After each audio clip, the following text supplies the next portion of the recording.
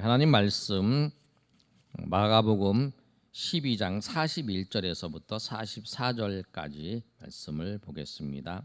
신약성경 77면에 있습니다. 마가복음 한 절씩 교독합니다. 예수께서 헌금함에 대하여 앉으사 무리가 어떻게 헌금함에 돈을 넣는가 보실세 여러 부자는 많이 넣는데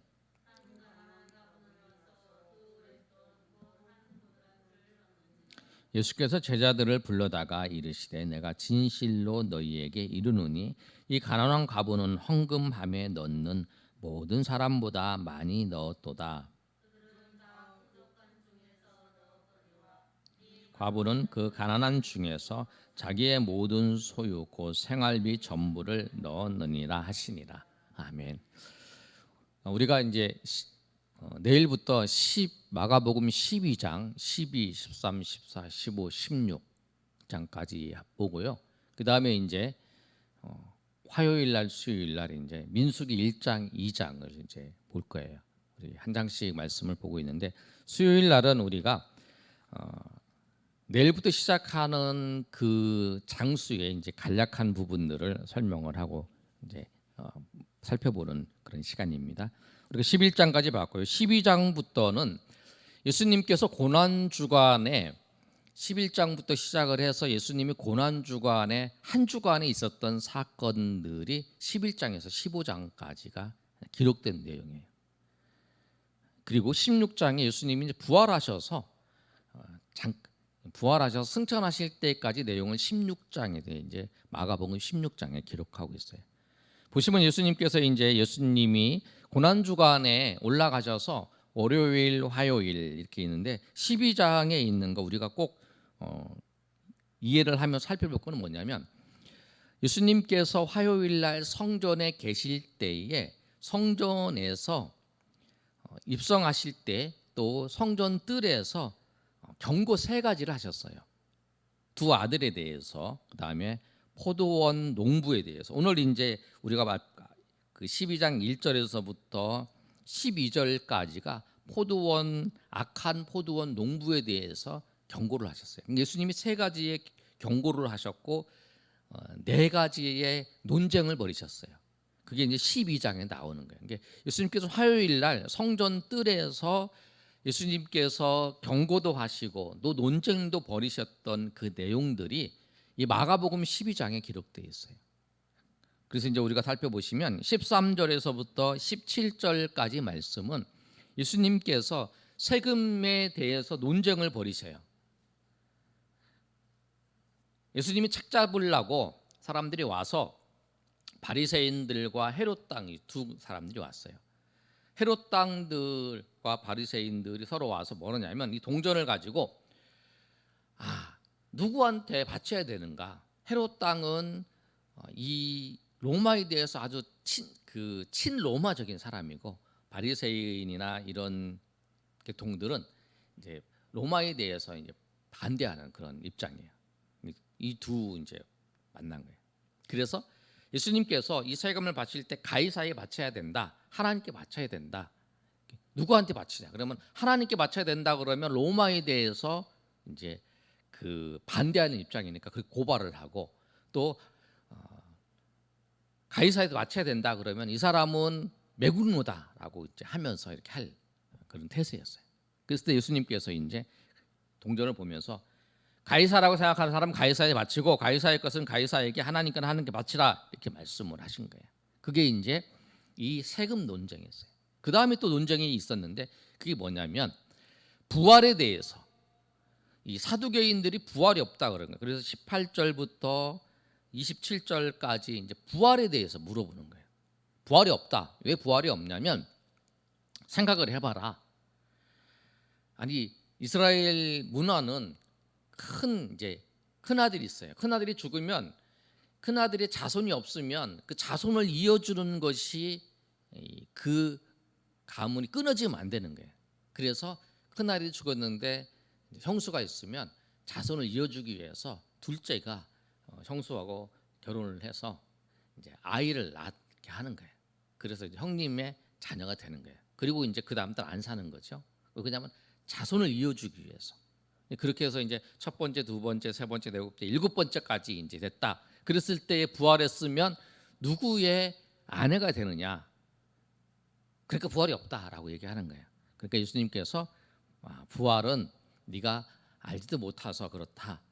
천국은 시집도 장가도 안 간다라고 하는 말씀을 18절에서부터 27절까지 말씀을 하는 거예요. 그 다음에 이제 또 하나의 그 질문이 있었는데 그게 뭐냐면 계명 중에 어떤 계명이 가장 큰 계명이냐 물어보는 거예요.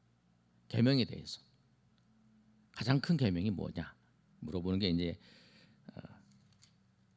28절에서부터 34절까지 말씀이고요. 논쟁을 벌이는 또 하나의 논쟁은 35절에서부터 37절까지 말씀을 보면 어떤 말씀이 나오냐면 예수님께서 네가 뭐길래 복음을 여기 와서 말씀을 전하느냐 그런 논쟁도 벌였어요. 그러면서 또 하나가 뭐냐면 그 그리스도가 다윗의 자손이냐 그거에 대한 논쟁을 이제 벌이는 장면이에요. 그래서 그 논쟁에 대해서 이 성전에서 그 예수님께서 논쟁도 벌이고 솔직히 말하면 이제 논쟁을 벌인다는 건 흠을 잡기 위해서 얘기한 것에 예수님이 다 대답을 하시는 그 장면이 나오는 거예요. 그게 이제 12장의 내용이에요. 여러분 12장의 내용에 예수님께서 지금 성전에서 이 예수님의 대적들과 같이 말씀을 하면서 하나님 지혜롭게 말씀하시고 논쟁을 다 이렇게 이기시는 그 장면들이 12장의 내용이에요. 여러분 모실 때 이렇게 하시고 13장의 내용을 보면 13장에 들어가면 13장은 뭐냐면 우리가 마태복음 24장과 25장이 재림에 대해서 말씀한 거예요. 똑같이 마가복음 13장에도 재림에 대해서 말씀하는 거예요. 그런데 이걸 언제냐면 예수님께서 이제 성전에서 나오셔서 이제 어디로 가시냐면 이제 감람산으로 올라가시는 거예요. 성전의 바로 앞에가 감람산이에요.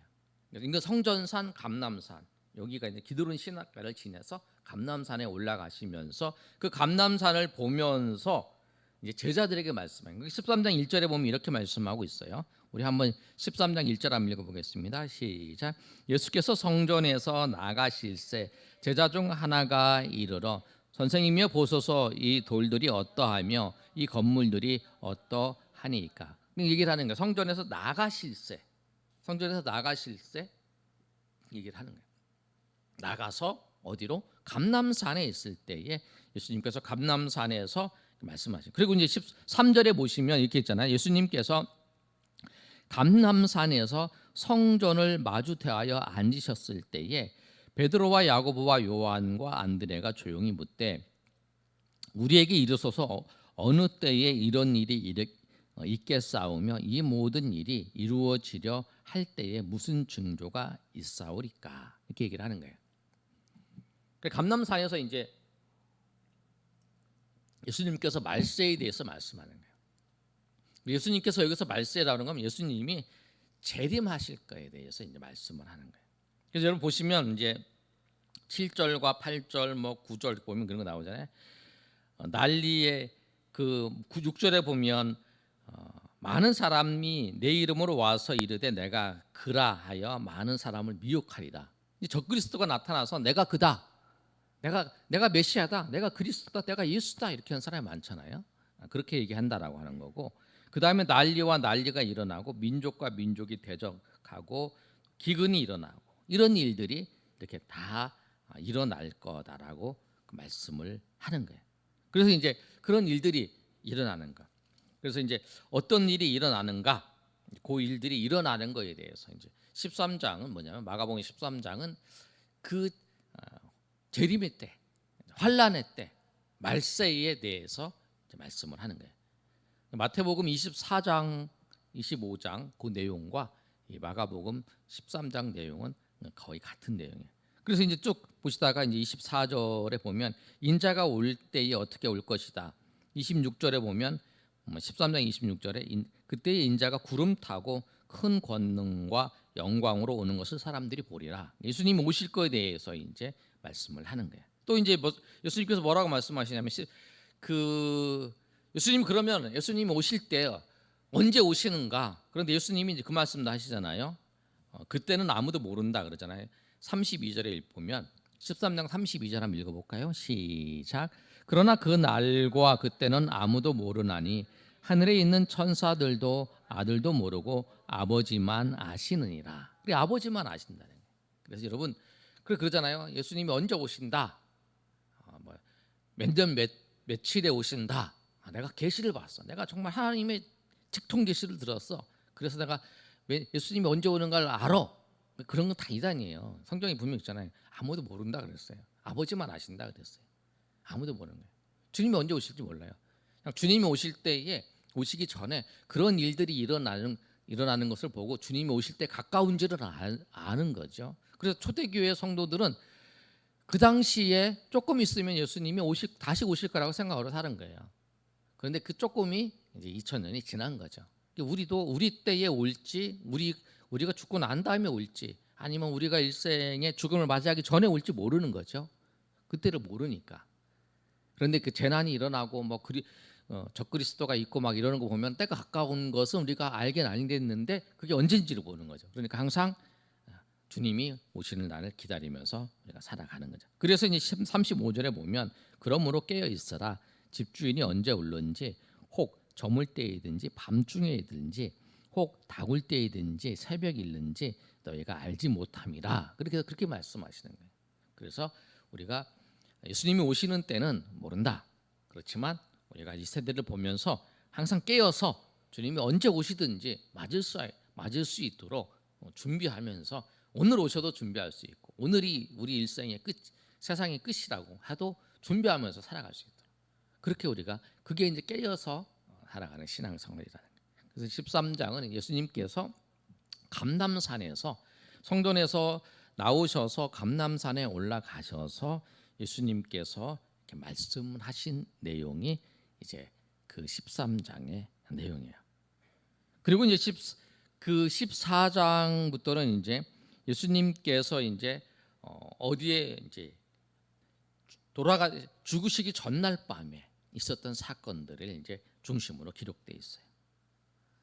향유옥합을 깬 사건도 있었고요. 또 예수님이 죽으시기 전날이 유월절 지키는 거였어요. 그래서 이제 유월절을 지키기 위해서 14장 12절부터 이제 21절까지가 이제 유월절을 지키기 위해서 예수님께서 마가의 다락방에 가시는 거예요. 유월절을 지키는 목요일 날이에요. 목요일 날 가셔서 그 다음에 이제 그 목요일 날 저녁에 유월절이 금요일이잖아요. 목요일 날 저녁 때 예수님께서 제자들과 같이 마지막 만찬을 하시는 거예요. 유월절 만찬을 하시는 거죠. 유월절 만찬이 마지막 만찬이죠. 그 만찬을 하시는 장면이 이제 나오는 거예요. 그게 이제 22절에서부터 26절까지 말씀이에요. 예수님께서 십자가를 주시기 전날 밤에 유월절 만찬을 하시면서 무엇을 하셨냐면 성찬식을 제정하셨어요. 성찬식을. 그래서 우리가 1년에 2번 우리 교회는 2번 하잖아요. 봄에 한 번 하고 가을에 한 번 하는데 그 성찬식을 왜 하냐면 예수님께서 그 제정하셨고 주님이 오시는 그날까지 주님이 행하시라 그랬어요. 그래서 이제 성찬식을 하는 거예요. 그래서 십자가에 달려 죽으시기 전날 밤에 성찬식을 제정하셨어요. 그 유월절 만찬 과정 내 유월절 음식을 먹는 그 과정 드시다가 예수님이 정찰하신 거죠. 22절부터 26절까지 그 내용이에요. 우리 한번 읽어볼까요? 한번 22절 읽겠습니다. 시작. 그들이 먹을 때에 예수께서 떡을 가지사 축복하시고 떼어 제자들에게 주시며 이르시되 받으라 이것은 내 몸이라 하시고 또 잔을 가지사 감사기도 하시고 그들에게 주시니 다 이를 마시매 이르시되 이것은 많은 사람을 위하여 흘리는 나의 피 곧 언약의 피니라. 진실로 너희에게 이르노니 내가 포도나무에서 난 것을 하나님 나라에서 새 것으로 마시는 날까지 다시 마시지 아니하리라 하시니라. 이에 그들이 찬미하고 감람산으로 가니라. 예수님께서 이제 이제 성찬식을 이제 제정하시고 그걸 이제 하시는 장면. 그 내용이 이제 기록돼요. 우리가 성찬식을 할 때에 항상 이 구절을 말씀하잖아요. 예수님이 이렇게 하셔서 그 예수님이 하신 대로 우리가 성찬식을 하는 거예요. 그러면서 성찬식을 하시면서 예수님께서 이제 베드로에게 이제 네가 나를 부인할 것이다. 닭이 2번 울기 전에 나를 3번 부인할 것이다라고 이제 성찬식 하시면서 예수님께서 이제 말씀하세요. 그 말씀을 하시잖아요. 그러고 난 다음에 이제 예수님께서 어디로 가시냐면 그 겟세마네는 뭐냐면 겟세마네 동산은 그 감람산에 있는 그 동산이에요. 그 작은 동산이에요. 겟세마네 동산이. 감람산과 성전산과 그 기드론 시내에 있으면 거기에 이렇게 있는 게 겟세마네. 거기 가서 예수님께서 이제 기도를 하시는 거예요. 마지막 밤에 이제 그 예수님께서 이제 무릎 꿇고 이렇게 기도하는 장면이 나오면 어디서 나오면 감람산에서 밤에 기도하시는 장면이 나. 그곳이 어디냐면 겟세마네라 그래요. 32절에 보시면 이제 그들이 32절 제가 읽어드리면 그들이 겟세마네라는 곳에 이르러 예수께서 제자들에게 이르시되 내가 기도할 동안에 너희는 여기 있으라 하시고 그래서 예수님께서 제자들과 같이 가셔서 기도하러 가시는 거예요. 제자들. 그 사이에 이제 가롯 유다는 예수님을 팔려고 이제 군대 이제 그 제사장들과 그 이제 로마 병사들에게 얘기를 한 거죠. 그래서 이제 군인을 데리고 오는 장면이에요. 근데 예수님께서 감람산에 그 감람산 겟세마네 동산에서 기도하시는 거예요. 기도할 때 여러분 아시는 것처럼 예수님이 이제 예수님이 올라가셨던 제자들도 밑에 있고 또 이제 그 앞에 이제 예수님의 3명의 제자가 있고 예수님이 올라가셔서 이제 기도를 하셨어요. 근데 3명의 제자에 대해서 얘기를 하잖아요.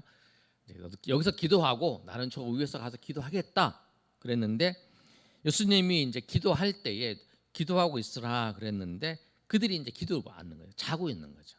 예수님이 오셔서 이제 깨워서 기도하라 이렇게 얘기를 하는 거예요. 그게 이제 32절에서부터 42절까지 내용이에요. 감람 겟세마네 장소에서 이제 기도하는 장면. 그래서 이 14장의 전날 밤의 사건의 내용들이 좀 이제 길게 기록돼 있어요. 14장 내용들이. 그래서 이제 기도하는 장면이 나와요. 근데 예수님께서 이제 기도하시다가 돌아오는 거예요. 근데 예수님께서 뭐라고 기도하셨냐면 기도의 내용이 자 35절에 보면 조금 나아가서 땅에 엎드려 될 수 있는 대로 이때가 자기에게서 지나가기를 구하여 36절로 다 같이 읽겠습니다. 시작. 이르시되 아빠 아버지여 아버지께서는 모든 것이 가능하오니 이 잔을 내게서 옮기시옵소서. 그러나 나의 원대로 마시옵고 아버지의 원대로 하옵소서 하시고. 예수님께서 그렇게 기도하는 거예요. 그 아버지여 이 잔을 내게서 옮겨달라. 그러나 아버지의 원대로 해달라. 나의 원대로 하지 말라. 그렇게 이제 기도하고 내려오시는 거죠. 돌아왔을 때의 제자들이 어쩌면 37절에 보면 자고 있어요. 자고 있으니까 예수님께서 뭐라고 하시냐면 베드로에게 시몬아 자느냐 내가 1시간도 깨어 있을 수 없더냐 시험에 들지 않게 깨어 있어 기도하라. 마음에는 원이로되 육신이 약하도다 하시고 그리고 예수님께서 다시 이제 올라가서 기도하시는 거예요. 예수님께서 근데 우리가 기도에 예수님의 우리의 이제 모범은 예수님이세요. 우리 기도하는 것도 예수님의 모범을 따라서 기도를 하는 거죠. 기도의 내용도 예수님이 가르쳐 준 기도대로 하는 거예요. 우리 주기도문이 예수님이 가르쳐 준 기도예요. 하나님의 나라를 위해서 하나님의 이름을 위해서 하나님의 의를 위해서 우리가 기도하는 거죠. 예수님이 기도한 내용을 보면 36절에 나의 원대로 마시옵고 아버지의 원대로 하는 거예요. 여러분이 항상 기도할 때 정말 중요한 게 그거예요. 하나님, 나는 이게 원해. 여러분, 내가 이걸 원해요. 하나님 앞에 기도를 하죠. 그런데 항상 내가 이걸 원해서 왔어요. 그러나 항상 기도하러 나왔을 때의 자세는 뭐냐면 하나님, 내가 이걸 원합니다. 내가 원해서 이렇게 되기를 원합니다. 그러나 나의 원대로 마옵시고 아버지의 원대로 아버지의 뜻대로 해달라고 해야 되는 거예요. 우리 교회도 이제 아이들 있잖아요. 우리 준영이도 있고 우리 예림이도 있고. 근데 이제 부모들이 이제 애가 좀 예림이 같은 경우에 이제 과자나 뭐 이 사탕이나 이런 걸 많이 먹으면 좀 이렇게 몸이 불편하잖아요. 그러니까 부모들이 이제 그거를 많이 신경을 쓰잖아요. 먹는 거, 과자를 먹는 거, 또 이제 사탕이나 초콜릿 이런 거 먹을 때 그것 때문에 이제 애가 몸에 스트레스 받고 이제 변도 잘 못 놓고 막 이래가지고 어려움을 겪어요. 그러니까 이제 그것 때문에 신경을 쓰는 거예요. 근데 아이는 이제 자기가 다 먹고 싶으니까 막 달라고 막 그러잖아요. 그런데 아이가 이제 달라고 하는 대로 주면 애가 이제 아프잖아요. 그러니까 부모가 이제 못 먹게 하고 뭐 그렇게 하잖아요. 이제 아이를 위해서. 그 뭐냐면 우리가 하나님 앞에도 그래요. 우리가 하나님 앞에 우리는 이게 나한테 정말 필요한 건지 정말 나에게 이로운 건지 잘 몰라요. 그냥 내가 내 몸에 원하니까 내 몸이 그냥 먹고 싶으니까 내가 나의 육체적인 그 욕구가 그거 갖고 싶어서 하나님 앞에 기도하는 거죠. 그런데 그것이 장기적인 것을 봤을 때는 나를 무너뜨릴 수 있고 나를 해할 수 있다는 거예요. 그래서 항상 우리가 기도할 때는 내가 원하는 걸 하나님 앞에 구하는 거는 해야 돼요. 그래서 그러니까 내가 무엇을 원하는지를 모르면 구하지도 못하는 거죠. 그러나 내가 이걸 원하지만 하나님의 원대로 이루어 달라. 그리고 하나님께서 하나님의 원하는 대로 주신 것이 나에게 있어서 가장 중요한 거라는 거예요. 아이가 막 울잖아요. 막 왜 사탕 안 주냐고 울고 왜 그러냐고 막 그러잖아요. 그러나 그 아이를 위해서는 그렇게 하잖아요. 부모가. 아이가 싫어하지만 그렇게 하는 거잖아요. 하나님도 그러신 거예요. 그래서 우리가 기도할 때 우리가 예수님께서 정확한 모범을 보여주시는 거예요. 나의 원대로 내가 원하는 대로 내가 바라는 대로가 아니라 하나님이 원하시는 대로 하나님이 뜻하시는 대로 해달라고 그렇게 기도해야 된다. 예수님이 그렇게 기도하신 거예요. 그리고 이제 예수님께서 이제 잡혀가시는 거예요. 그 겟세마네에서 이제 내려오는데 거기서 이제 겟세마네에서 대제사장들이 군대들이 와서 그 유다가 예수님과 입 맞추는 것이 신호로 누군지 모르잖아요. 예수님을 그 군인들이. 그런데 유다가 내가 예수님과 입 맞추면 그분이 예수다라고 얘기를 하는 거예요. 그래서 유다가 반갑게 딱 예수님과 같이 입 맞추는 거죠. 그랬더니 그 예수님을 잡는 거예요. 그래서 예수님을 잡아서 공회 앞에 세우는 거예요. 그래서 이제 보시면 53절에 보면 예수님을 끌고 가서 대제사장 앞에 세우는 거예요. 그래서 이제 그날 밤에 예수님께서 잡히셔서 이제 공회 앞에 가서 재판을 받는 과정이에요. 그다음 그 과정을 보면 이제 51절에 보면 한 청년이 벗은 몸을 베옷 이불을 두르고 예수님을 따라가다가 무리를 잡히고 혼 이불을 버리고 벗은 몸으로 도망하니라 뭐 이런 말씀이 있잖아요. 그런데 이 청년이 누군지 모르는데 뭐 학자들이나 뭐 그 당시의 사람들은 이 사람이 마가였을 것이다 막 이런 얘기도 하죠. 그렇게 기록해 있는데 그거는 이제 정확하게 모르지만 대부분의 학자들은 그렇게 말을 하게 돼요. 그러나 이제 보시면 그렇게 하고 예수님이 이제 잡혀 가시는 거예요. 그런 재판을 받으시고 그러고 난 다음에 이제 15장에 보면 예수님께서 이제 누구한테 빌라도에게 이제 가시는 거예요. 빌라도에 가셨어요. 빌라도에 왜 그러냐면 빌라도한테 왜 갔냐면 사형을 시킬 수 있는 것은 누구냐면 유대인들은 사형을 시킬 수 없었어요. 재판을 하는데 다른 걸 다 할 수 있어요. 뭐 매를 때리는 건 할 수 있는데 사형을 시키는 거는 누가 하냐면 로마의 그 총독만이 사형을 시킬 수 있는 거예요. 그래서 이 빌라도에게 보내는 거죠. 빌라도한테 보내서 빌라도가 이제 하라. 그래서 빌라도가 이제 재판을 해서 마지막에 하는 거죠. 근데 빌라도가 이제 이제 보시면 예수님이 죄가 없는 것을 알고 빌라도가 뭐냐면 그 유대인의 그 전례가 뭐냐면 한 명을 살려줄 수 있는 권한이 있어요. 그 당시에 이제 도적이에요. 흉악한 도적하고 예수님을 놓고 이 둘 중에 누구를 살려줄 것이냐 그렇게 하면 빌라도는 이제 그러는 거였어요. 예수님을 살려줄 거다. 이 사람을 왜 그러냐면 흉악범이기 때문에 예수님을 살려줄 거라고 할 것이다. 예수님 특별히 죄가 없으니까 그랬는데 그 당시에 사람들이 뭐냐면 그 제사장들과 이런 사람들이 막 군중들 이렇게 동원해가지고 예수님을 죽이라고 그런 거죠. 그래서 이제 그 빌라도가 이제 얘기를 하는 게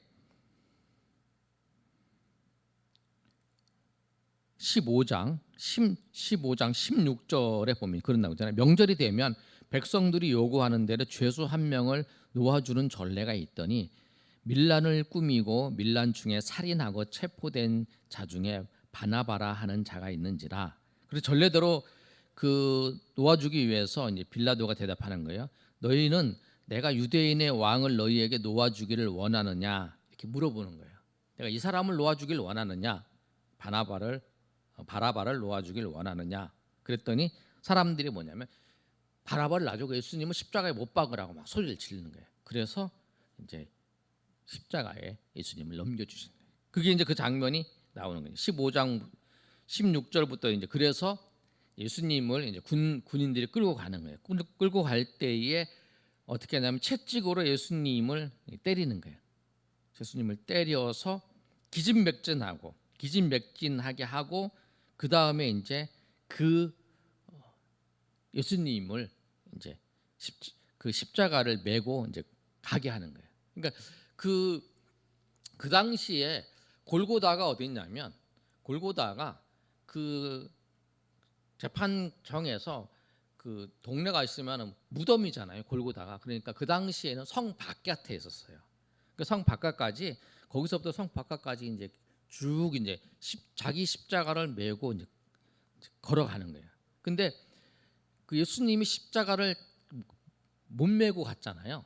그 왜 그러냐면 이 채찍을 때리면 로마의 그 채찍은 뭐냐면 이 뼈가 있고 여기 못이 있어가지고 이게 탁 하면 달라붙어요. 피가 나요. 그럼 피가 많이 흘리면 이 기진맥진해서 십자가를 더 질 수가 없는 거예요. 힘이 없어서.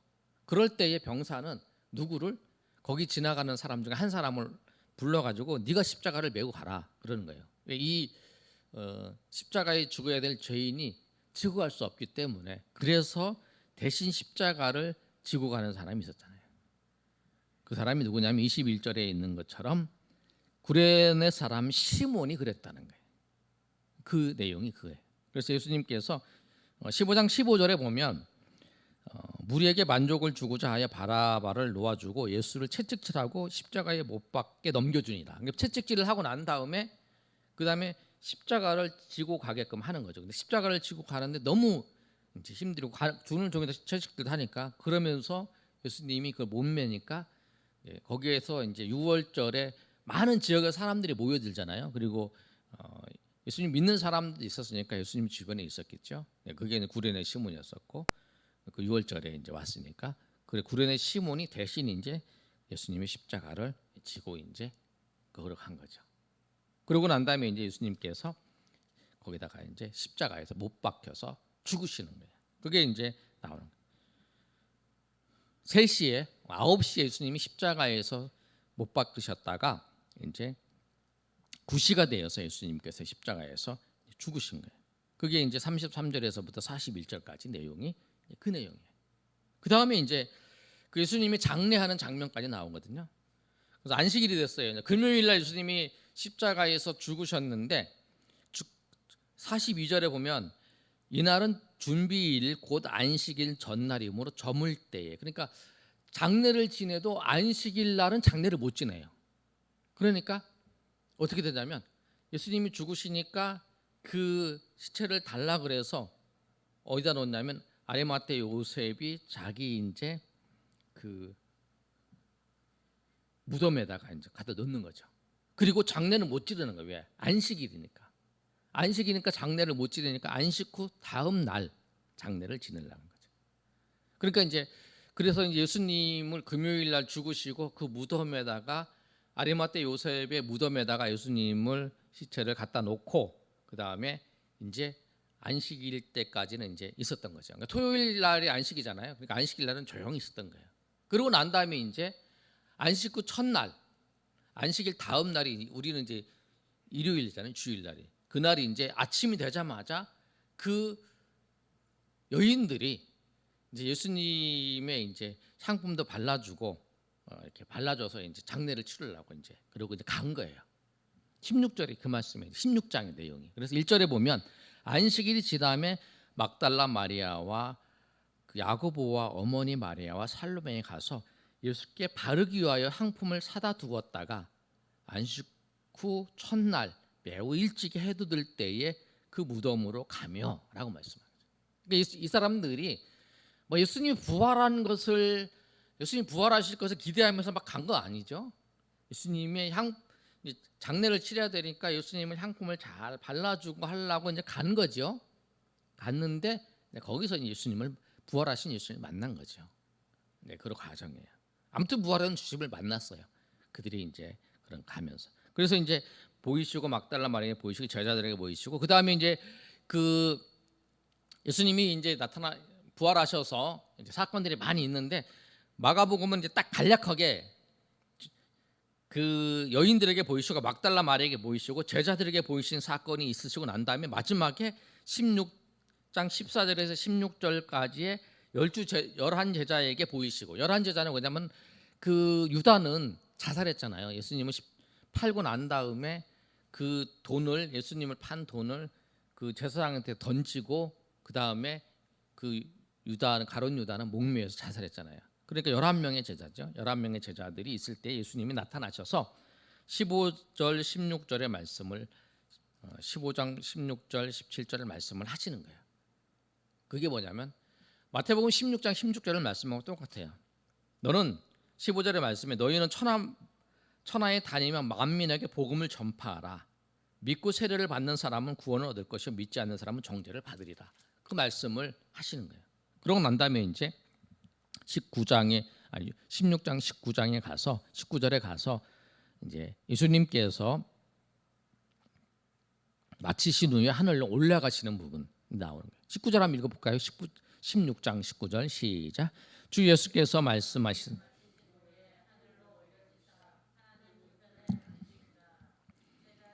두루 주께서 한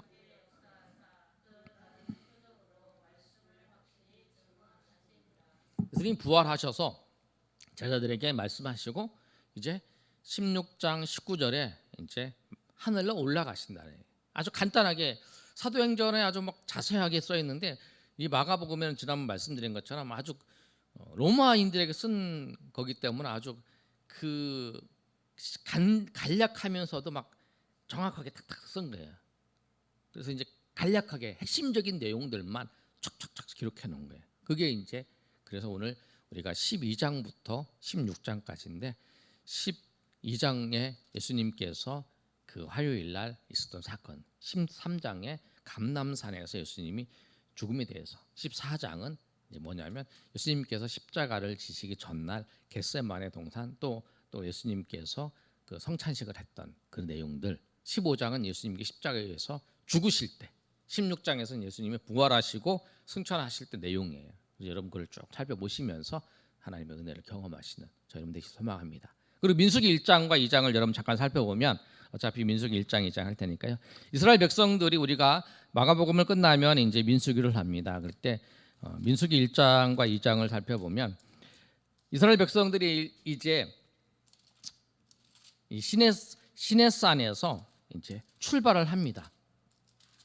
시내산에서 출발을 할 때에 거기서 어떻게 하냐면 백성들을 숫자를 세요. 그게 이제 민수기는 백성을 숫자를 세는 기록이에요. 첫 번째 백성들의 숫자를 셌을 때 이제 몇 명이었다, 몇 명이 이제 있다라고 하는 거, 그것이 이제 그 내용을 말씀하고 있어요. 그게 언제냐면 이스라엘 자손이 애굽 땅에서 나온 후 둘째 해 둘째 달 첫째 날에 여호와께서 시내 광야에서 모세에게 말씀하여서 숫자를 세는 거예요.